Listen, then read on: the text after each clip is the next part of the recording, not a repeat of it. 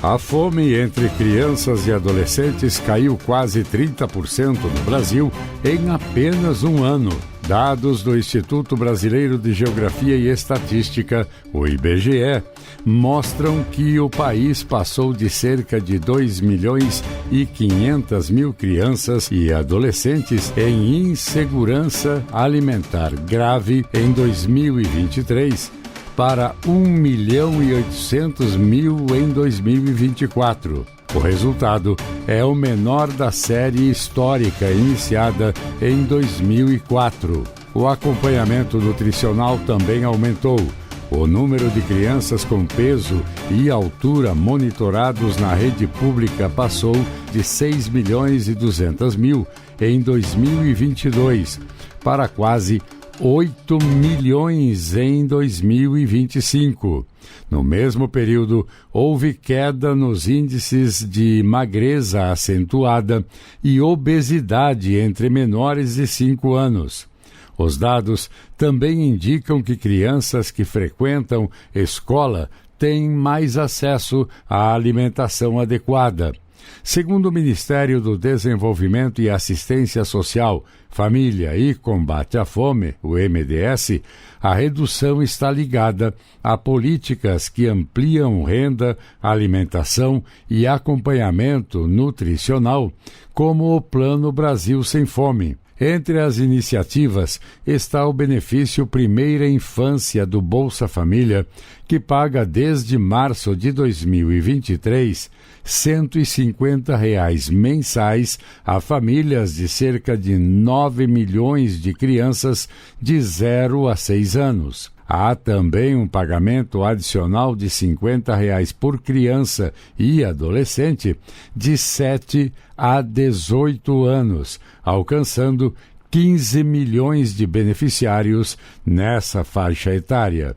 Da agência Rádio Gov em Brasília, Vladimir Filipim. Famílias que participam do Minha Casa Minha Vida já contam com novos limites de renda bruta. A mudança foi publicada no Diário Oficial da União nesta quarta-feira, por meio de portaria do Ministério das Cidades, e atualiza os limites para acesso ao programa em áreas urbanas e rurais. Para residentes em áreas urbanas, a faixa 1 passa a atender famílias com renda bruta de até R$ 3.200 por mês. A faixa 2 vai até R$ 5.000 e a faixa 3 chega a R$ 9.600. Já a faixa 4, criada em 2025 para atender famílias de classe média, teve o teto ampliado para R$ 13.000 mensais. O programa também passa a atender moradores de áreas rurais com renda bruta familiar anual de até R$ 162.500. Com a atualização, famílias que antes estavam em faixas mais altas passam a pagar juros menores no financiamento. Para o Ministério das Cidades, a expectativa é de que mais de 87.500 famílias sejam beneficiadas com a redução das taxas. Também houve aumento no valor máximo dos imóveis, até cerca de R$ 400.000 na faixa 3 e até R$ 600.000 na faixa 4. Da agência Rádio Gov em Brasília, Gilson Santa Fé. O Instituto Nacional do Seguro Social, INSS, apresentou medidas para combater golpes e agilizar a análise de benefícios durante a reunião do Conselho Nacional de Previdência Social, realizada nesta terça-feira, 31 de março. Entre as ações está o projeto Proteja INSS, que busca evitar o uso indevido do nome da instituição em redes sociais e propagandas enganosas. A proposta prevê a criação de canais para denúncias, análise de irregularidades e adoção de medidas administrativas, comunicacionais e jurídicas. A iniciativa foi discutida no encontro do Conselho, que reúne representantes do setor para tratar de políticas previdenciárias. Na reunião também foram apresentadas mudanças na análise de benefícios por incapacidade temporária. Os pedidos agora são avaliados em cerca de 10 dias pelo sistema Ateste-Med, com prazo máximo ampliado para até 90 dias. Para solicitar, é preciso informar documentos pessoais, dados médicos e a descrição dos sintomas pelo aplicativo Meu INSS ou nas agências da Previdência Social por meio de formulário específico. Da agência Rádio Gov em Brasília, José Carlos Andrade.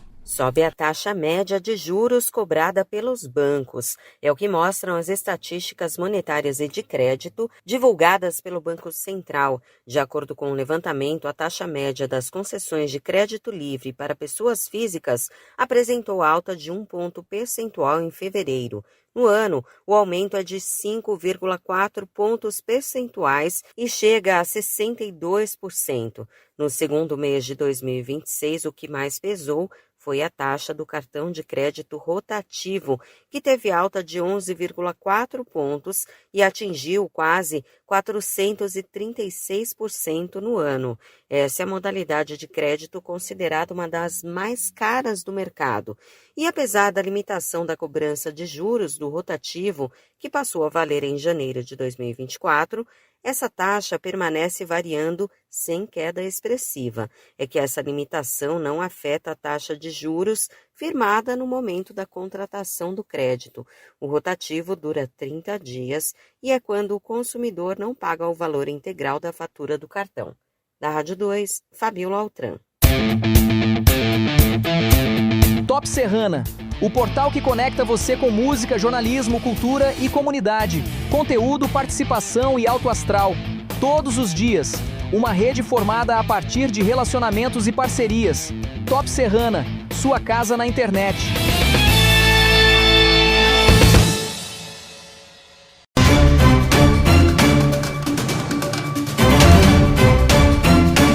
O Ministério do Trabalho e Emprego divulgou na tarde desta terça-feira os resultados do novo Cadastro Geral de Empregados e Desempregados, o novo CAGED, referentes ao mês de fevereiro. O saldo de empregos com carteira assinada do mês foi de 255.321 novos postos de trabalho, resultante de 2.381.767 contratações e 2.126.446 demissões. O levantamento foi transmitido na voz do ministro do Trabalho e Emprego, Luiz Marinho, a partir das 14h30 no canal do YouTube do MTE. Segundo o Ministério, já foram criados 370.339 postos formais de trabalho em 2026, elevando o estoque de vínculos seletistas para mais de 48,8 milhões. Nos últimos 12 meses, o saldo foi de 1.047.024 empregos. O resultado do mês foi inferior ao de fevereiro de 2025, quando o novo CAGED apresentou saldo de 431.995 postos formais de trabalho.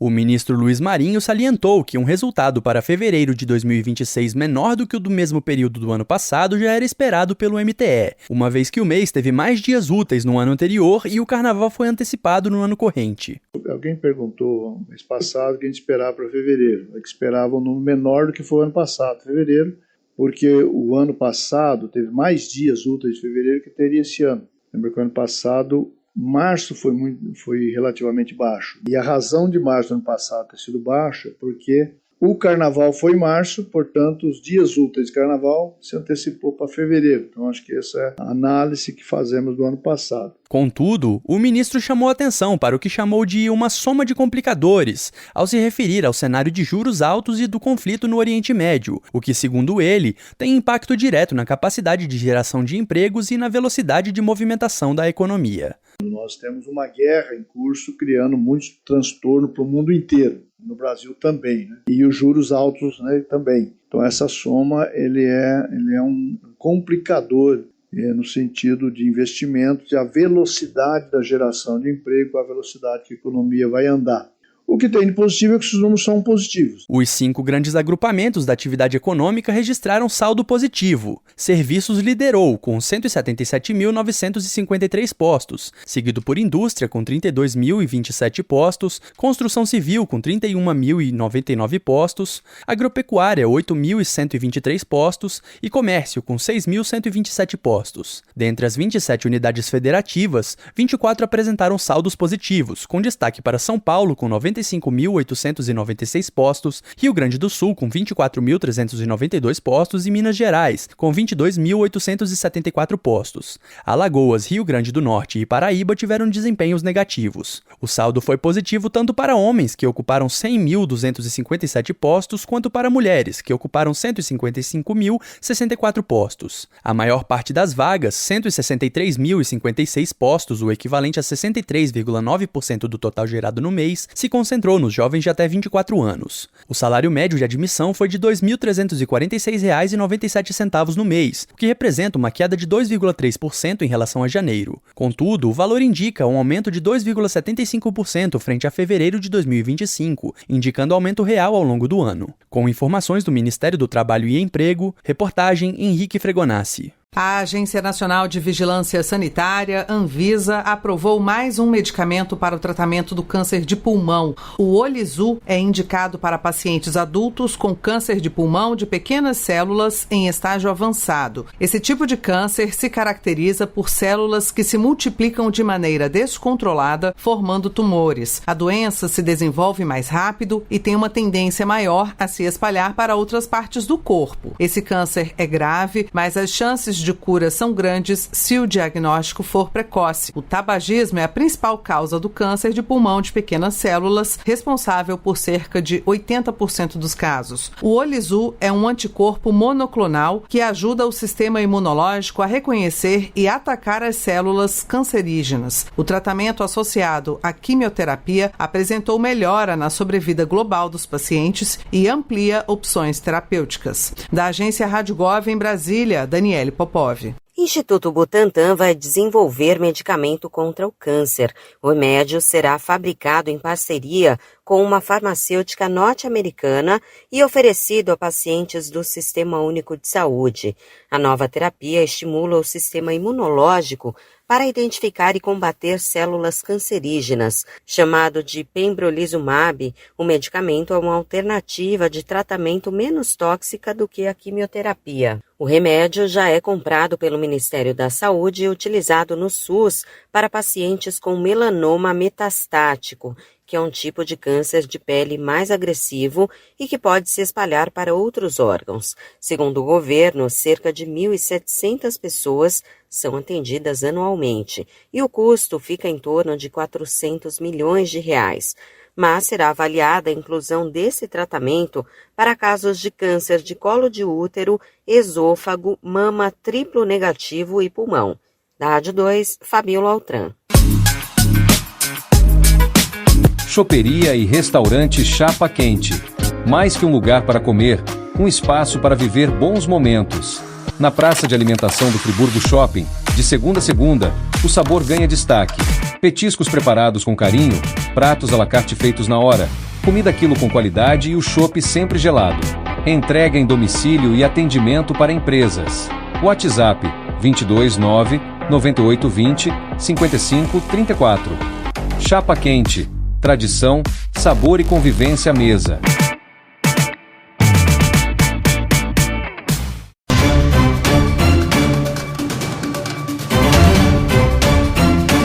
O Instituto Brasileiro de Geografia e Estatística, o IBGE, divulgou novas atualizações na divisão territorial do país, com mudanças importantes nos limites de municípios brasileiros. Entre 1º de maio de 2024 e 30 de abril de 2025, 784 municípios tiveram seus limites revisados. Os estados com maior número de alterações foram Paraná, com 399 municípios, seguido de São Paulo, com 173, Amazonas, com 62 e Piauí, com 53. As mudanças são resultado de leis estaduais, decisões judiciais e atualizações cartográficas feitas com tecnologias cada vez mais precisas. O levantamento também mostra que o Brasil passou a ter 10.751 distritos, com a criação de 12 novas unidades em diferentes estados. Já o número de subdistritos chegou a 646, com destaque para um novo registro em Belo Horizonte, em Minas Gerais. Além disso, 3 municípios tiveram alterações nos nomes. Em Roraima, São Luís agora se chama São Luís do Anauá. No Rio Grande do Norte, Açu passou a ser Açu, com 2 S's, e Areis foi atualizado para Areis com Z no final. Apesar dessas mudanças, o país segue com 5.579 municípios, além do Distrito Federal. Segundo o especialista em orçamento público, César Lima, esse tipo de atualização é um reflexo do avanço tecnológico na cartografia e tem impacto direto na gestão municipal. Hoje nós temos aí maneiras e programas muito mais precisos, em relação as divisões territoriais no Brasil. E isso daí, claro, tem essa importância, né, para o cálculo territorial e cálculo que vai ter o seu eco também lá nos cofres municipais, né? E também para que o próprio município possa fazer o seu planejamento de políticas públicas, né? Uma vez que uma atualização diária pode, inclusive, resultar no aumento da sua população. De acordo com o IBGE, essas revisões são fundamentais para garantir mais precisão nos dados territoriais e ajudar estados e municípios no planejamento e na distribuição de recursos. A área total do Brasil, segundo o levantamento mais recente, é de cerca de 8.509.000 km². Reportagem Marquesan Araújo. O Índice Geral de Preços Mercado, IGPM, apurado pela Fundação Getúlio Vargas, registrou alta de 0,52% em março, após ter registrado queda de 0,73% em fevereiro. Significa que, de acordo com as apurações da FGV, a média dos preços de produtos e serviços no país encareceu no terceiro mês do ano. O IGPM é um indicador usado para reajustar contratos, incluindo os contratos de aluguel, e é por isso que ele é conhecido como inflação do aluguel, apesar de monitorar os preços de produtos e serviços e não apenas os preços de moradia. O IGPM é composto por 3 subíndices: o que mede os preços ao produtor, que é o de maior peso, o que monitora os preços cobrados do consumidor com peso intermediário, e o índice que considera produtos e serviços da construção civil, que é o que pesa menos na composição final. Os preços são apurados sempre entre os dias 21 do mês anterior e 20 do mês de referência. Em março, os 3 subíndices registraram alta. A taxa do índice de preços ao produtor amplo subiu 0,61% e o Índice Nacional de Custo da Construção, o INCC, subiu 0,36%. Já o índice de preços ao consumidor registrou taxa de 0,30%. Com os resultados de março, o IGPM passa a acumular alta de 0,19% no ano, mas ainda registra deflação de 1,83% em 12 meses. Da Rádio 2, Milena Abreu. Prestadores de serviços de telecomunicações podem negociar dívidas de pequeno valor com a Agência Nacional de Telecomunicações, a Anatel, até 30 de abril. A medida permite pagamento com desconto e parcelamento para pessoas físicas, microempresas e empresas de pequeno porte. Podem entrar na negociação débitos inscritos em dívida ativa no sistema AGU de inteligência jurídica até 1º de novembro de 2024. O valor máximo é de R$ 91.080, correspondente a 60 salários mínimos na data de publicação do edital. Segundo a AGU, é possível quitar à vista com desconto de 50% ou parcelar em até 60 meses com abatimentos menores conforme o prazo. A adesão deve ser feita pelo portal Resolve Dívidas AGU. A regra vale para dívidas tributárias e não tributárias, como multas e taxas. Não entram no programa débitos já parcelados, negociados anteriormente ou com exigibilidade suspensa por decisão judicial. Para saber mais, acesse gov.br/AGU. Da agência Rádio Gov em Brasília, Lademir Filipim. Reúna os amigos e a família e vá ao Bona Pizza. O funcionamento é de segunda a segunda até às 10 da noite. Localizado na praça de alimentação do Friburgo Shopping, o Bona Pizza oferece pizzas doces e salgadas, lanches rápidos, sucos e refrigerantes. Bona Pizza do Shopping da Praça. Telefone com WhatsApp 2523 3025. 2523 3025.